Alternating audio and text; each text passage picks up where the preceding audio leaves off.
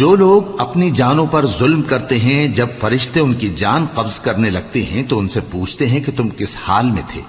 وہ کہتے ہیں کہ ہم ملک میں عاجز و ناتواں تھے۔ فرشتے کہتے ہیں کیا اللہ کا ملک فراخ نہیں تھا کہ تم اس میں ہجرت کر جاتے؟